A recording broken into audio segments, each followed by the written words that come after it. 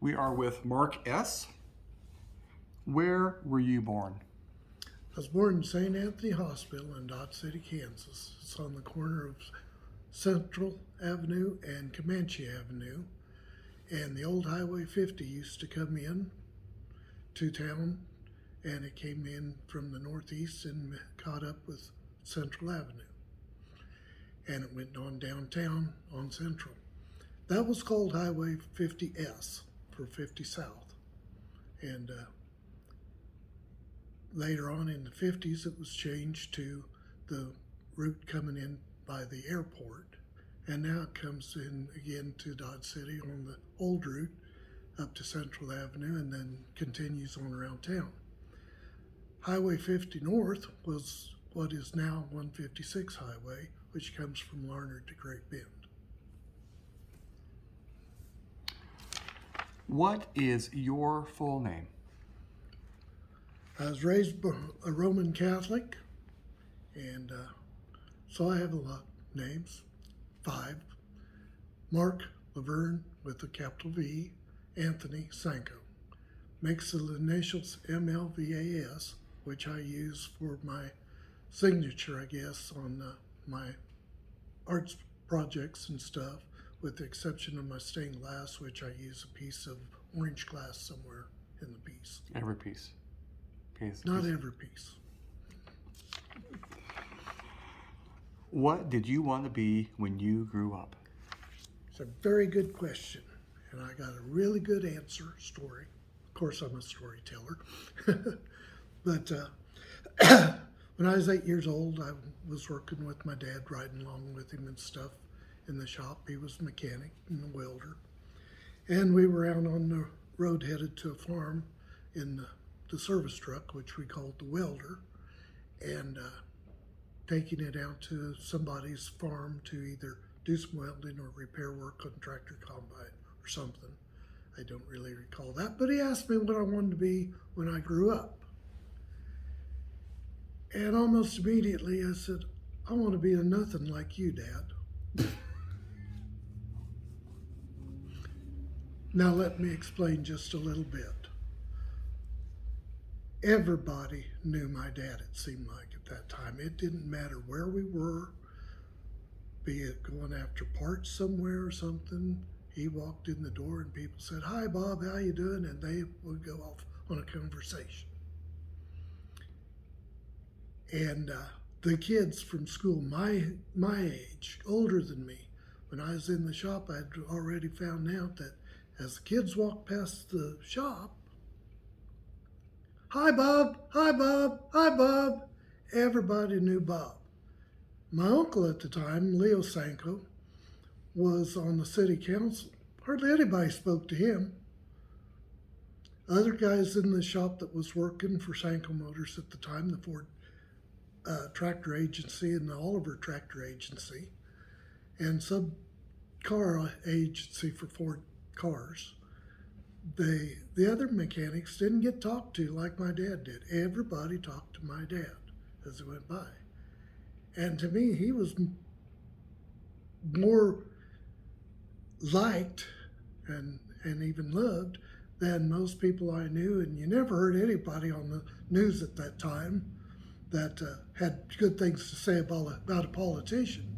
So actually, that was, from my heart, a very big compliment I was giving my dad to be nothing like him, because he had no big title. He wasn't a doctor, no lawyer. But he didn't take it that way. And years later, he would throw that up to me every now and then. "Yeah, you're just a nothing like me, aren't you?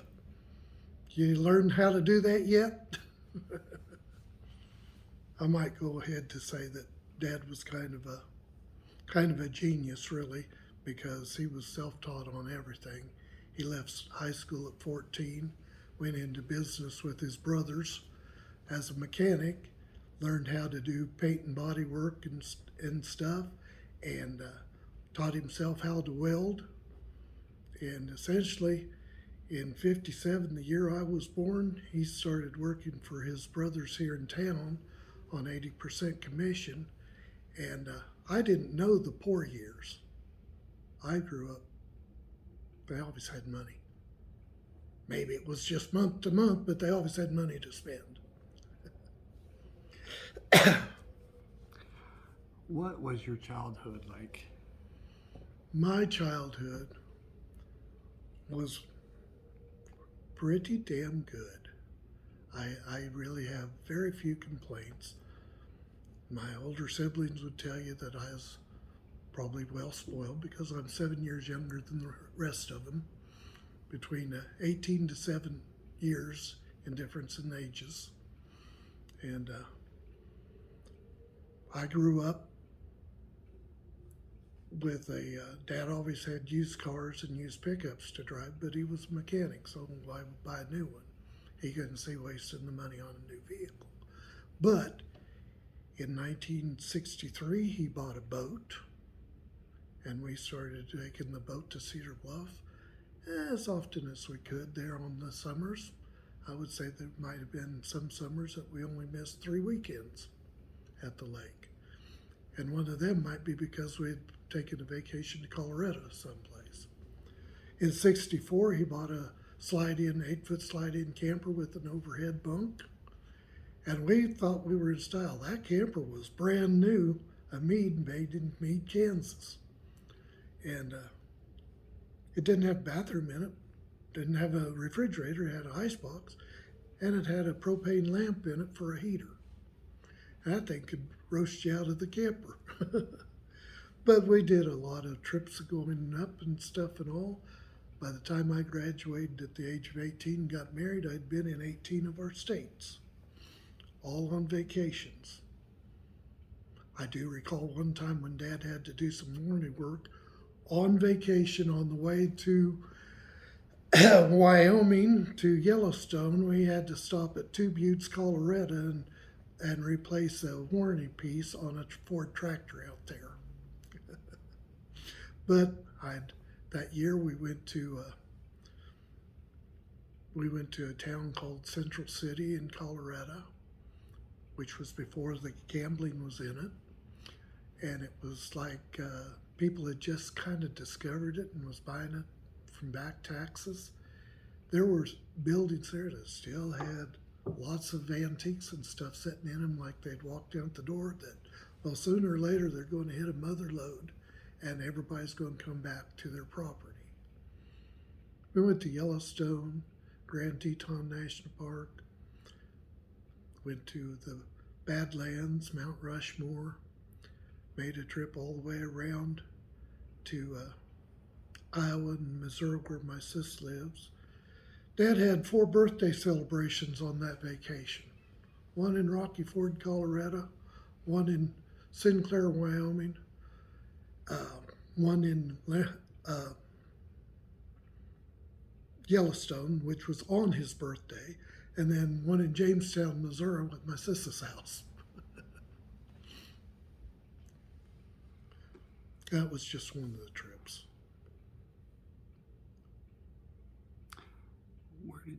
Where did you go to school?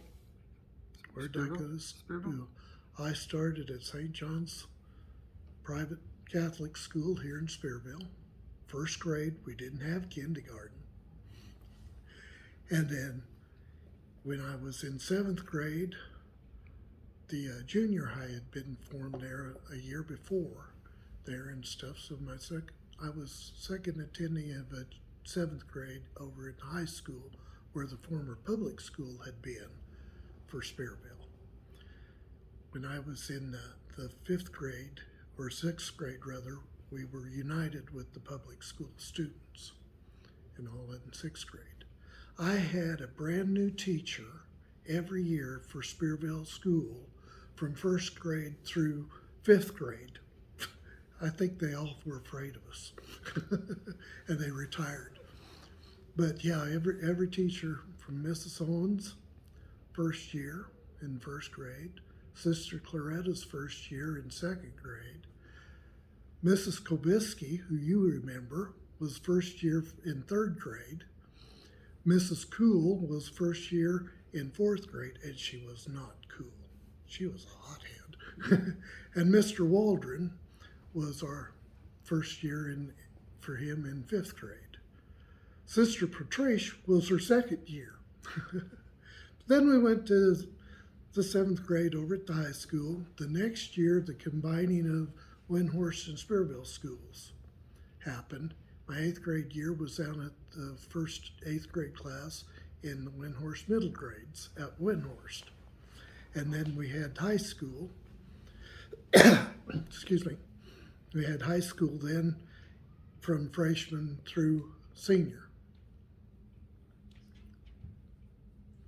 I graduated in 75. And what school activities did you do? Sports? No art? sports that I liked. I was much more I liked music, so I was in band. I did chorus, sung, and all. I wouldn't really say I stood out in any too many activities.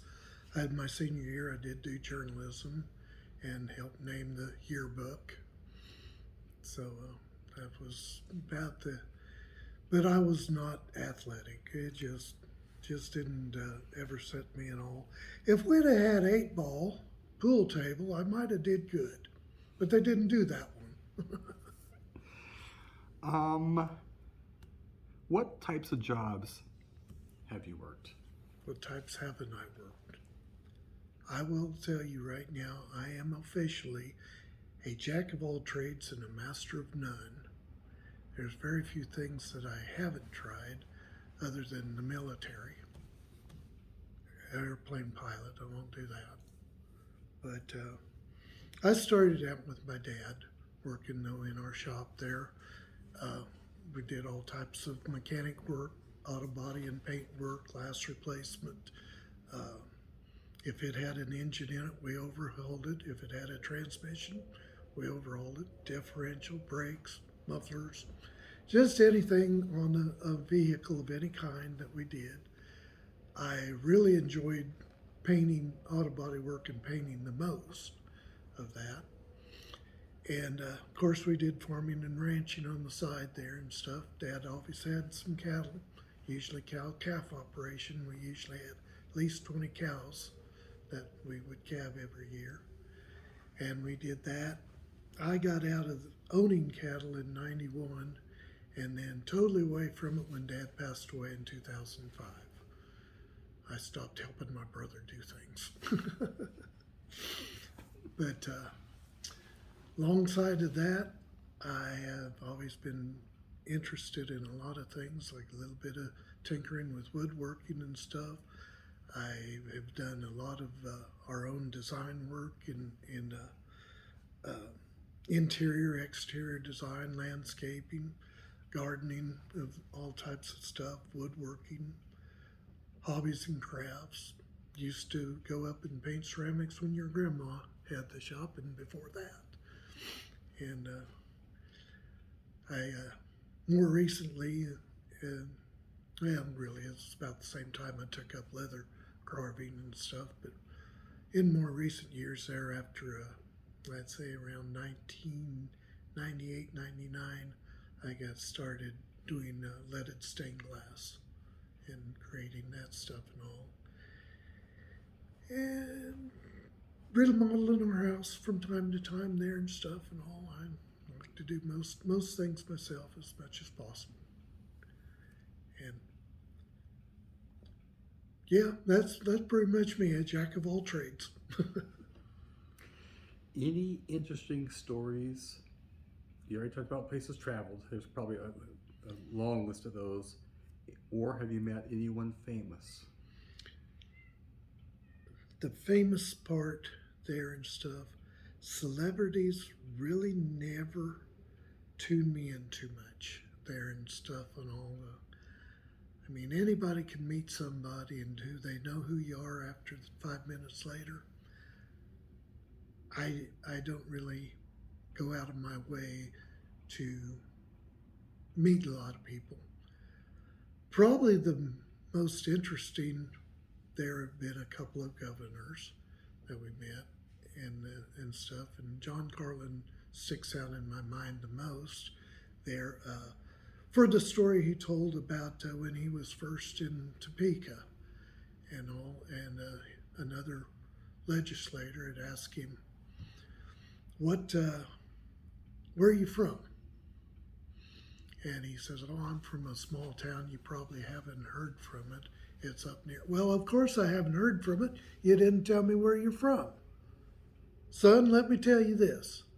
Always be proud to tell where you're from, because those are the people that raised you and made you the person you are today.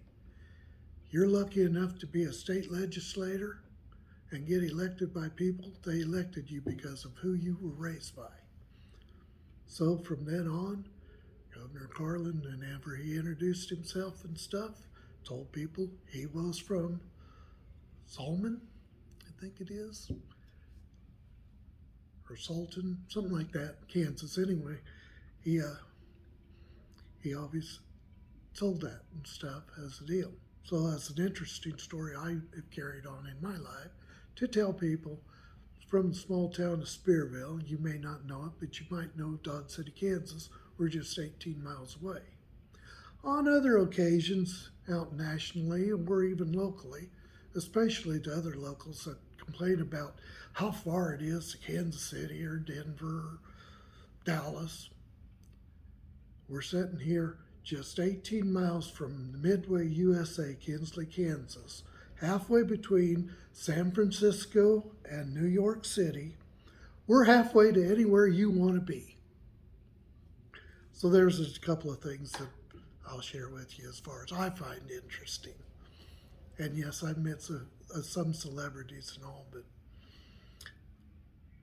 not really worth talking about.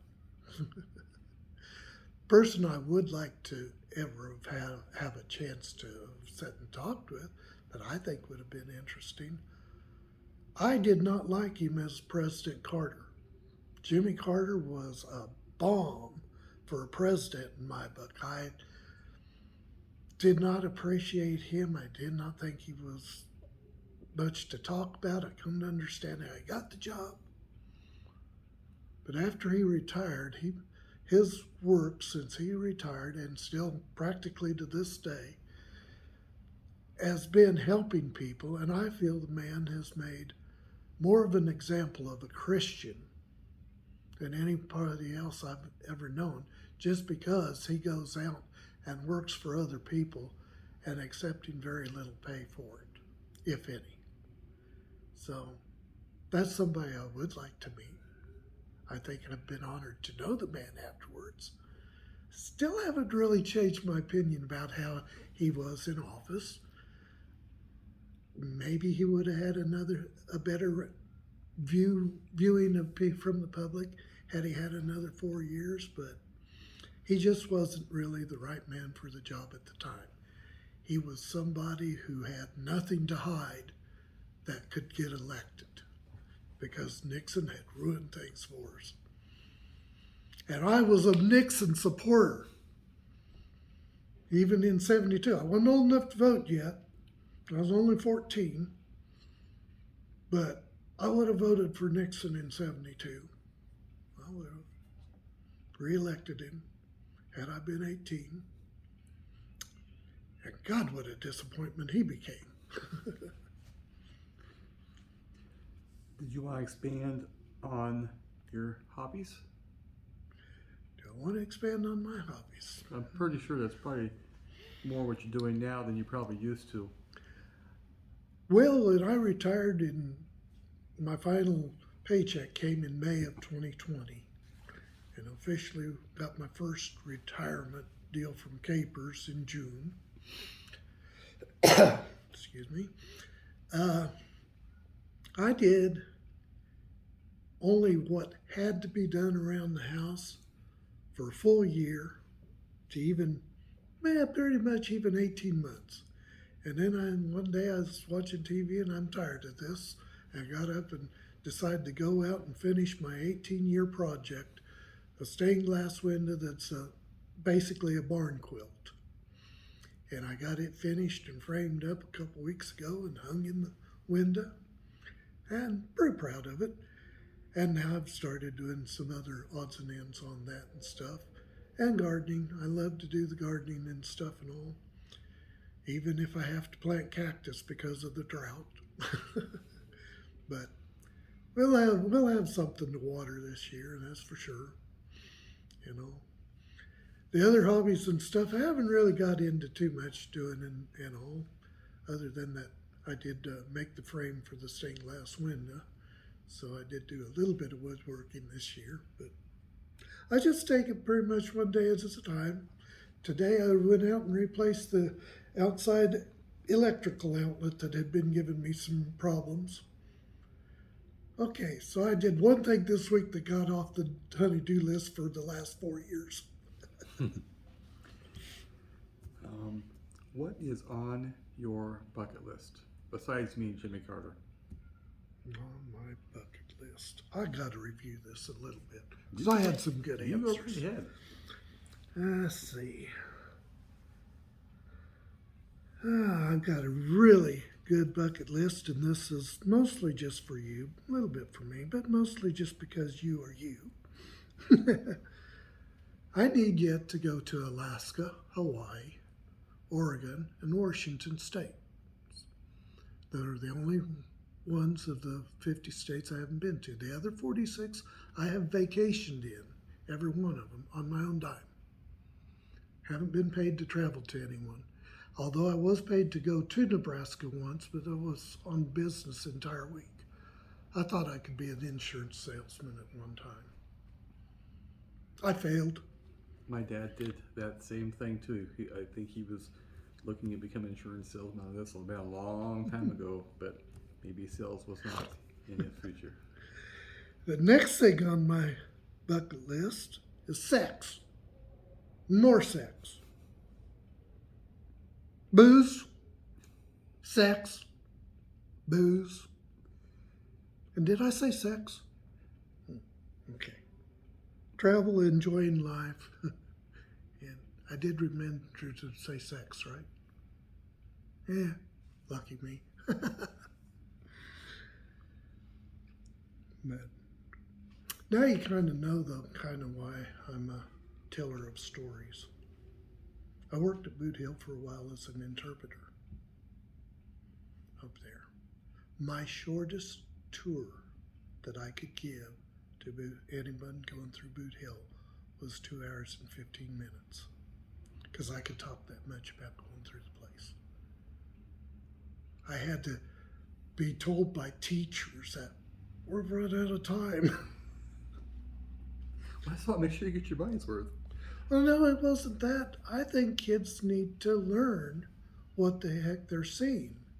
And for some reason, my imagination can actually put me back in time and stuff to where I can visualize how a lot of things that were commonplace then in a kitchen, in a blacksmith shop, etc., were used, what it took to use them. Even like loading a black powder gun. I've seen a lot of them done. I've never done it myself, but I'm pretty darn sure that I could probably successfully load a black powder rifle. I hope I could if I had to, but I think I could. Man, maybe Dave Tassett would tell me, no, you can't. He's another one that I want to interview also. Be sure you are prepared, because Dave's very hard of hearing. Well, and rightfully so. Probably that black powder. He's got some stories that I hope you can do a separate interview with him and see if he'll talk about Vietnam. We went out to Garden City in January, I think it was, with Norb.